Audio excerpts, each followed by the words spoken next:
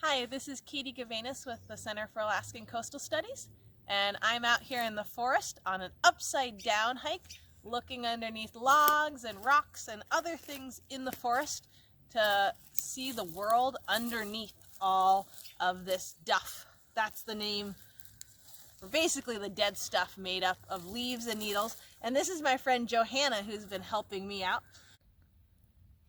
Johanna, do you want to come look under one more log? Sure. Okay.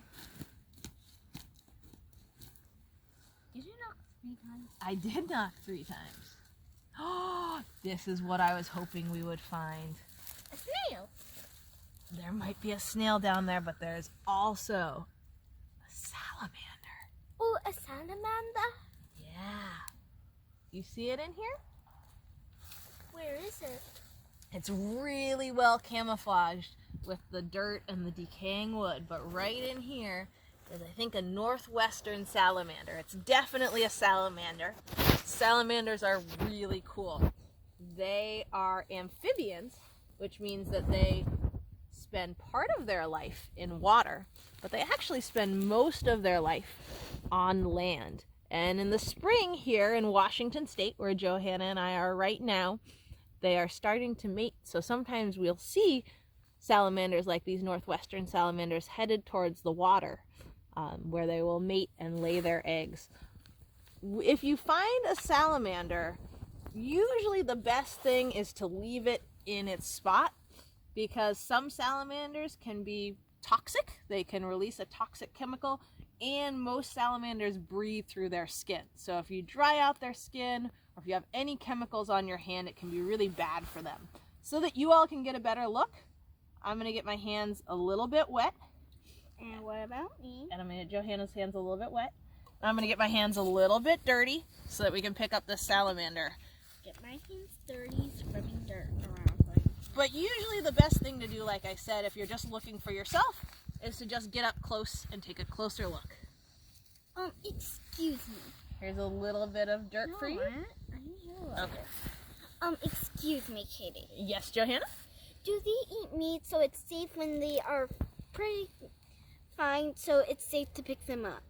Yeah, good question. So salamanders are carnivorous. They eat meat. In this case, usually what they're eating, worms, slugs, insects, maybe even a snail. They're not going to eat humans. The only thing that we risk when we pick up a salamander, we could risk hurting it, or if it does feel threatened and release that toxin onto our hands and then we lick our fingers, that would be bad news. Especially there's one that lives around here called a rough-skinned newt that is very, very, very toxic.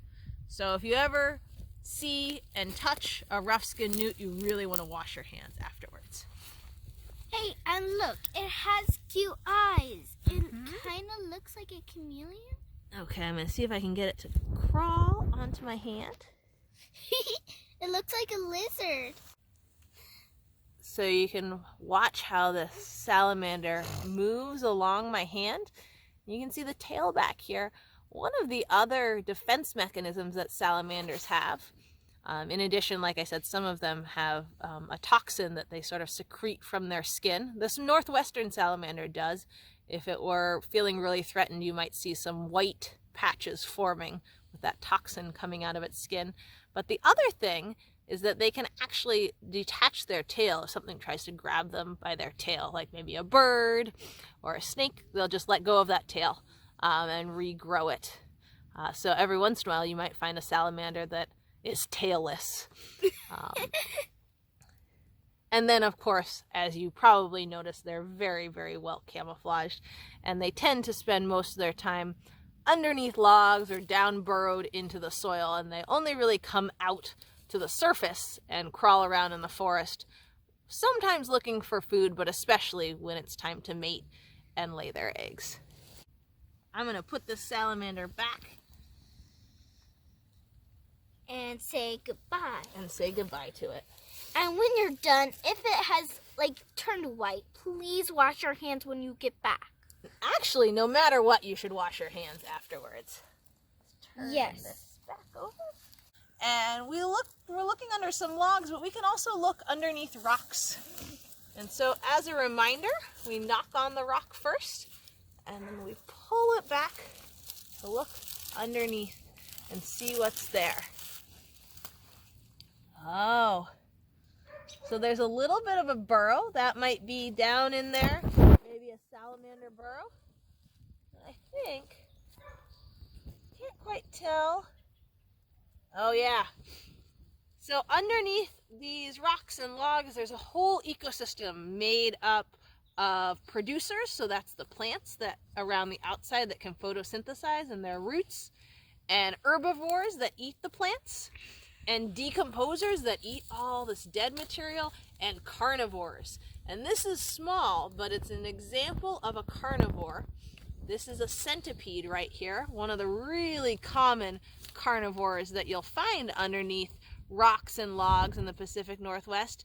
And I don't recommend that you pick these up because these centipedes have a pretty powerful set of jaws that they use to eat other centipedes and to eat worms and insects and slugs, and that can bite people. So I'm being really careful that this doesn't crawl on my hand.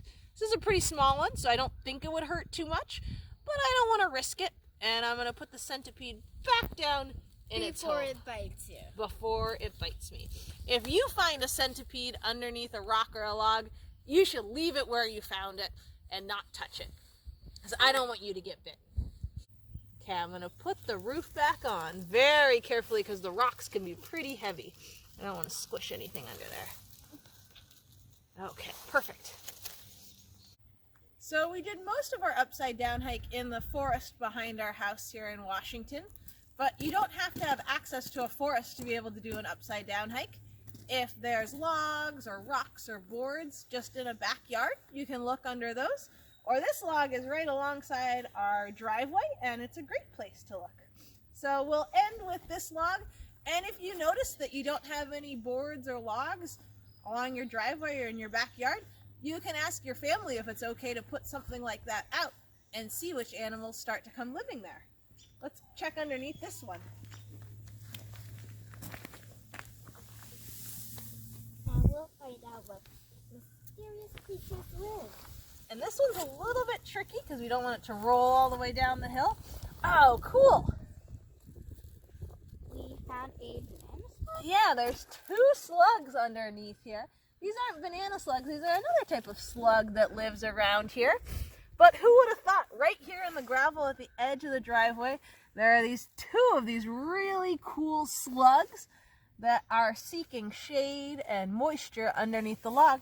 There's also deep down in here, I don't know if you can see it, but there's another one of those isopods, those pill bugs, decomposer hanging out down there. Slugs, they'll sometimes eat live plants, and they like to eat fungus, mushrooms, but they also do a lot of decomposing on the dead leaves and other dead stuff. And I'm a little bit nervous. I don't want to crush them, so I'm going to put a rock right next to both of them so that when we put this log down, there's a little space for them and they don't get smushed. Then how did they live when we picked it up? There was no top roof. There was no prop rock like that, but also there wasn't someone that had flipped their log over and had to put it back in place. Well, that was pretty fun, and I hope you all enjoy your own upside down hikes in your backyard or at a local park or wherever you can find some logs and boards or rocks to look underneath. And we hope you'll enjoy this video. Thank you for watching.